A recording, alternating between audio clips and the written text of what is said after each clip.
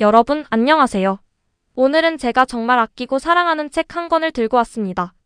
바로 칼 세이건의 불후의 명작 코스모스인데요. 와, 이 책 진짜 명작 중의 명작, 우주 덕후라면 무조건 읽어야 할 필독서라고 할 수 있죠.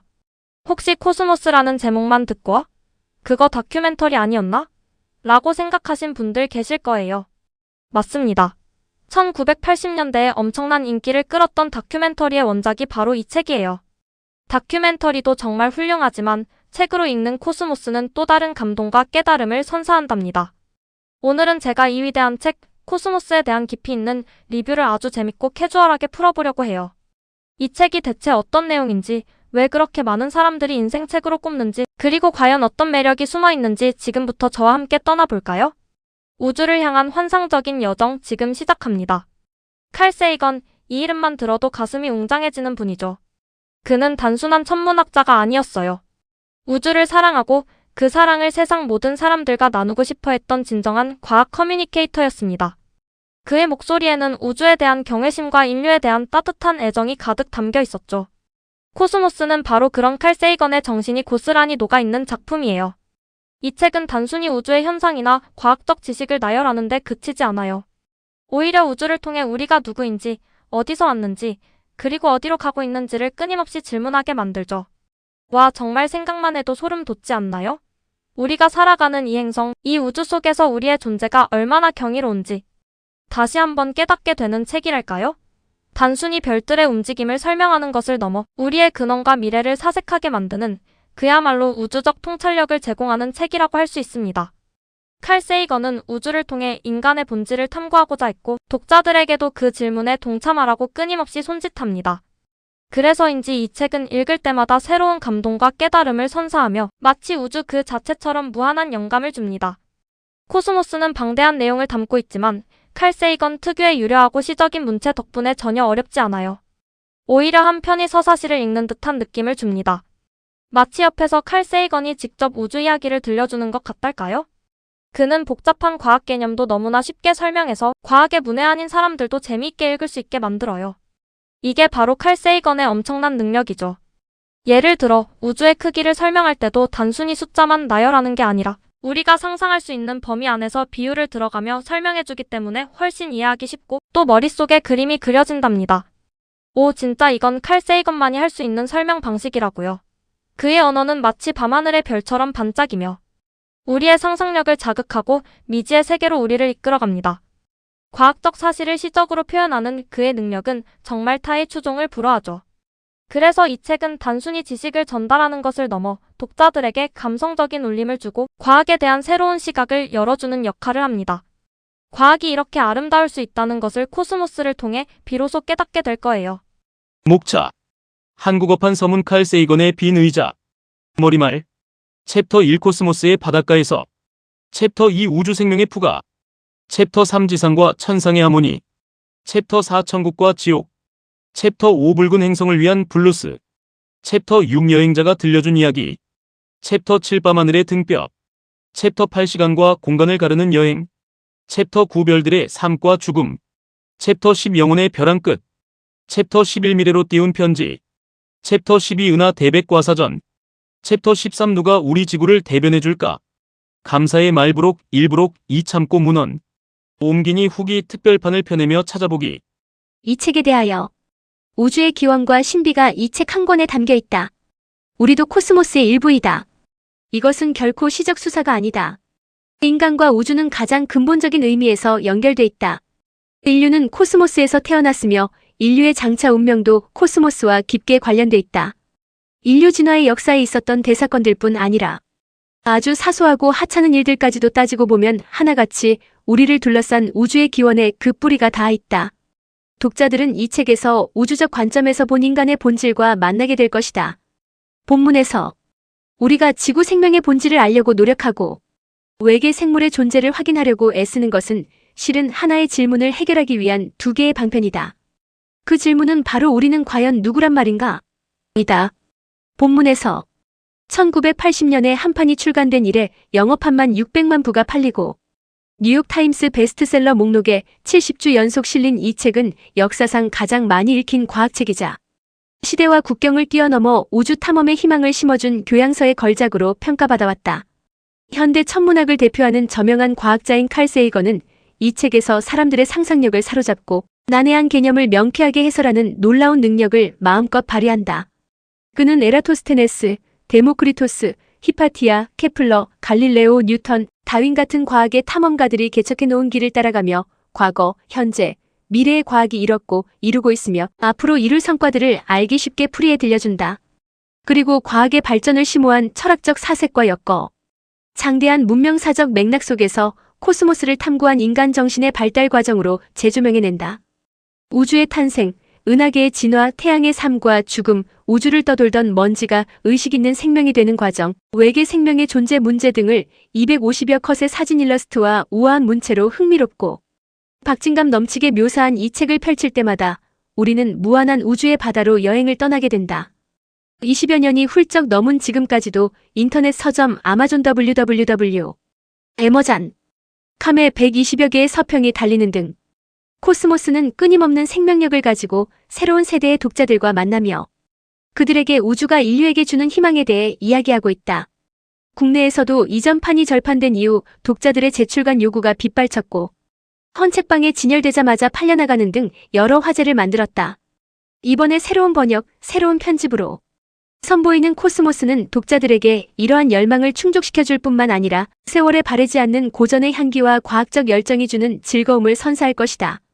이 책은 모두 13개장으로 구성되어 있다. 칼 세이건은 이 책에서 10조 개의 별들을 품고 있는 은하가 10조 개 있는 광막한 대우주의 세계에서 은하수 은하의 변방, 자그마한 노란색 별 태양이 이끄는 태양계의 한 구석에서 창백하게 빛나는 지구에 이르기까지 코스모스에 대해 우리 인류가 알게 된 것들, 알게 된 과정들, 그리고 알아갈 것들을 소개하고 그것이 궁극적으로 우리 자신을 알기 위한 것임을 설득력 있게 보여준다. 1장 코스모스의 바닷가에서 우리 인류는 이제 막 코스모스의 바닷가 지구에서 대우주로의 항해를 시작했다. 대우주를 알아가는 과정은 인류가, 지구가, 태양이 코스모스의 중심이 아닌 변방임을 알아가는 과정이었다. 은하단, 은하, 항성계, 행성까지 코스모스를 구성하고 있는 존재들을 소개하고 지구의 둘레를 처음으로 측정한 에라토스테네스 이래 우주를 알기 위한 사람들의 노력을 소개한다. 2장 우주 생명의 부가. 우주는 생명으로 가득 차 있을지도 모른다. 미세한 유기물질에서 진화해온 지구 생명의 역사를 살펴보고 목성을 예로 들어 다른 행성에서 살 수 있는 생물을 상상해 봄으로써 인간의 우주적 위치를 재확인한다. 3장 지상과 천상의 하모니. 천문학의 발전은 우리의 우주관을 송두리째 바꿔왔다. 천체의 변화를 관측해 달력을 만들고 점을 쳤던 고대인들의 손에서 종교와 미신과 뒤섞인 채 탄생한 천문학이 프톨레마이오스, 코페르니쿠스, 티코, 브라에, 케플러, 뉴턴을 거쳐 과학으로 발전해 나간 과정을 알아본다. 그리고 그 과정에서 시대의 편견, 심지어의 개인적 확신과도 싸워야 했던 선배 과학자들의 용기를 조명한다. 4장 천국과 지옥. 지구는 아주 작고 연약한 세계이다. 지구는 소행성의 충돌, 공전 궤도의 미세한 변화 같은 우주로부터의 위협에 노출되어 있으며 인류의 자기 파멸적인 행동에 고통받고 있다. 칼 세이건은 해성 충돌로 일어났던 퉁구스카 사건을 시작으로 수많은 운석공을 가진 달, 두터운 이산화탄소 대기로 지옥 같은 지표열과 압력에 시달리는 금성을 설명하면서 지구를 천국으로 만들지, 금성 같은 지옥으로 만들지는 인류의 손에 달려있음을 생생하게 보여준다. 5장 붉은 행성을 위한 블루스. 예로부터 화성은 미신과 공상의 대상이었다. 화성에 얽힌 사람들의 열정과 노력을 이야기하고 현재 진행되고 있는 화성 탐사 계획에 대해 소개한다.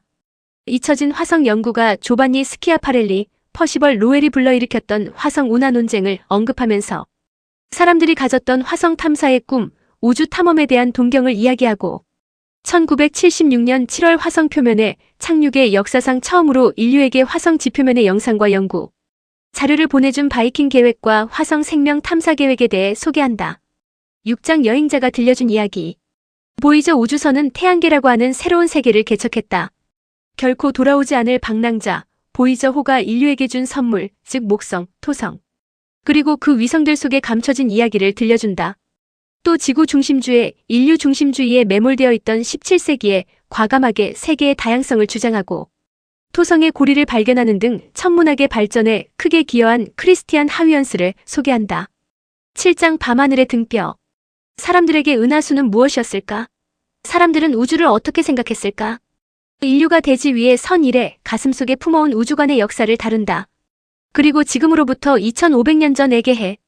연안에서 신화적 미신적 사고를 배격한 과학적 사고의 싹을 틔웠던 이오니아 과학자들, 즉 탈레스, 아낙시만드로스, 히포크라테스, 엠페도클레스, 데모크리토스, 아낙사고라스, 피타고라스 등의 업적과 한계를 들려준다. 8장 시간과 공간을 가르는 여행. 우리는 우주여행을 실현할 수 있을까? 우주여행은 우리를 무한한 우주공간과 영원한 시간 속으로 안내한다.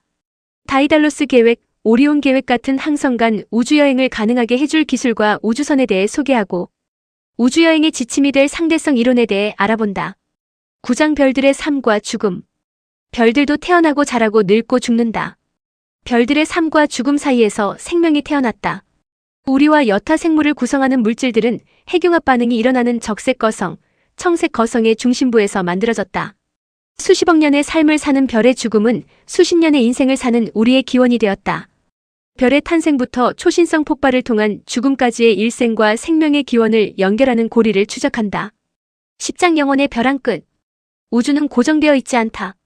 우주는 대폭발 이후 끊임없이 팽창해왔다. 그렇다면 우주 운명은 어떻게 될까? 끊임없이 팽창하는 우주일까? 아니면 일정 시점부터 수축으로 돌아설까? 그것도 아니면 팽창과 수축을 반복하는 순환 우주일까? 우주의 시작과 종말에 얽힌 비밀을 밝혀본다. 11장 미래로 띄운 편지. 우리는 오랫동안 유전자와 뇌와 도서관에 어마어마한 기억을 축적해왔다. 유전자와 두뇌의 정보 처리 원리 등을 설명하고 외계 생물과의 정보 교신 가능성에 대해 소개한다. 보이저 호에 실어 코스모스의 바다로 띄워보낸 우리의 기억에 대해 이야기한다. 12장 은하 대백과 사전. 외계 지적 생명은 과연 존재할까? UFO는 정말 외계에서 온 것일까? 외계 지적 생명의 존재 가능성을 추산하는 드레이크 방정식을 소개하고 그들을 찾으려는 인류의 노력을 알아본다. 13장 누가 우리 지구를 대변해줄까? 우리는 끊임없는 분쟁 속에 살고 있다. 우리는 지구를 수백 번도 더 파괴할 수 있는 무기를 가지고 있다. 우리는 이 문제를 어떻게 해결해야 하는가? 핵전쟁의 위협, 과학기술의 오용이 가져다 줄 수 있는 피해를 막고 우리의 미래, 우리의 과학, 지구의 미래를 위한 길은 과연 무엇일까를 고찰해본다. 과학에 대해 관심이 있다면 꼭 읽어야 하는 책. 대중은 흔히 알려진 것보다 훨씬 더 높은 수준의 지성을 갖추고 있다. 우리가 살고 있는 이 세상의 본질과 기원에 관한 질문은 그것이 깊은 수준에서 던져진 진지한 물음이라면 반드시 엄청난 수의 지구인들에게 과학에 대한 흥미를 유발할 것이며 동시에 그들로 하여금 과학에 대한 열정을 불러일으키게 할 것이다. 현대 문명은 현 시점에서 하나의 중요한 갈림길에 서 있다. 어쩌면 이 갈림길에서의 선택이 인류라는 종 전체에게 중차대한 결과를 초래할 것이다. 이 갈림길에서 어느 쪽을 택하든 과학에서 벗어나려고 아무리 애를 쓰든 인류의 운명은 과학에 묶여 있다.